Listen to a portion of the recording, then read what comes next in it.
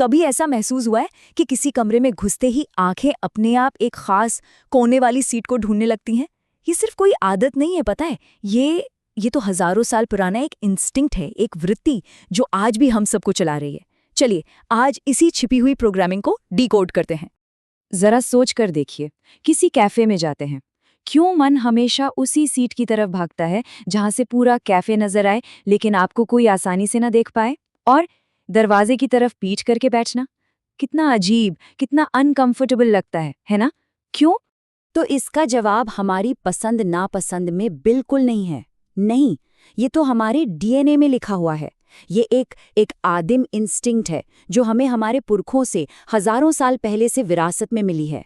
ये समझिए कि ये हमारे जिंदा रहने का, हमारे सर्वाइवल का एक सीक्रेट कोड है। और हाँ, इस इंस्टिंक्ट का एक साइंटिफिक नाम भी है। इसे कहते हैं प्रोस्पेक्ट रेफ्यूज थ्योरी। और यही थ्योरी हमें समझाती है कि कैसे हमारा वो गुफाओं में रहने वाला आदि मानव का दिमाग आज के इस मॉडर्न ऑफिस में भी जिंदा है। तो सवाल ये है कि आखिर ये प्रोस्पेक्ट रेफ्यूज थ्योरी है क्या? बहुत सिंपल है, देखिए। ये थ्योरी कहती है कि इंसान, हम सब हमेशा दो चीजें एक साथ चाहते हैं। पहली, अपने आसपास का एक बिल्कुल साफ नज़ारा जिसे कहते हैं प्रोस्पेक्ट, और दूसरी, एक सुरक्षित, एक महफूज जगह जहां हम छिप सकें, इसे कहते हैं रेफ्यूज।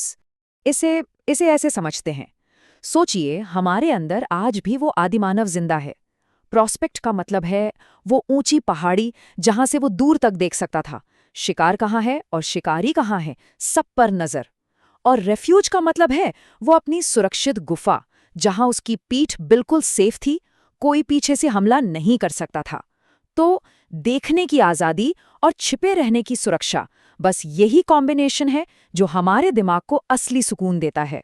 और मजे की बात यह है कि यही हजारों साल पुरानी आदत आज के ऑफिस में हमारे लिए एक प्रॉब्लम बन जाती है। जब कोई दीवार की तरफ मुंह करके बैठता है ना, तो दिमाग को सिग्नल जाता है कि वो अंधा हो गया है।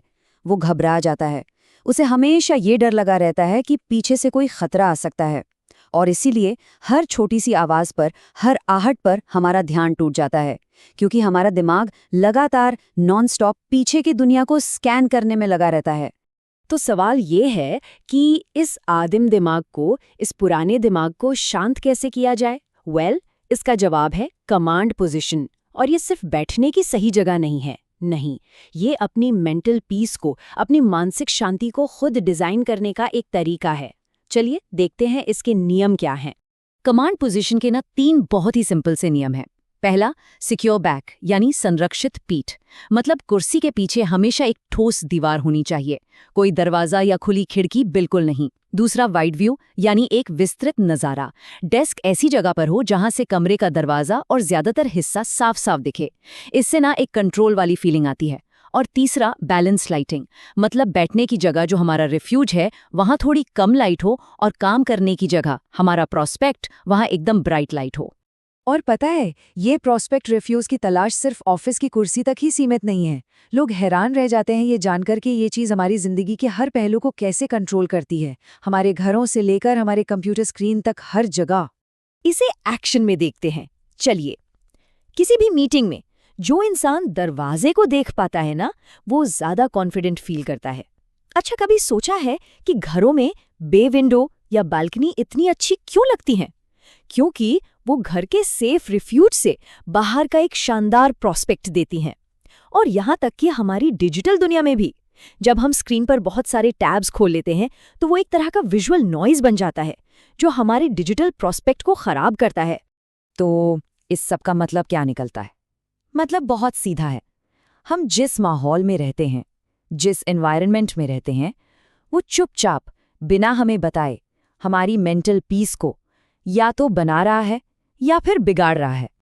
ये एक लाइन है जो सब कुछ कह देती है। हमारा वातावरण ही हमारी मानसिक शांति का आर्किटेक्ट है। इसका मतलब ये हुआ कि अपनी डेस्क, अपना कमरा या अपना घर बदलना सिर्फ सजावट बदलना नहीं है, ये तो अपने दिमाग का सॉफ्टवेयर अपग्रेड करने जैसा है।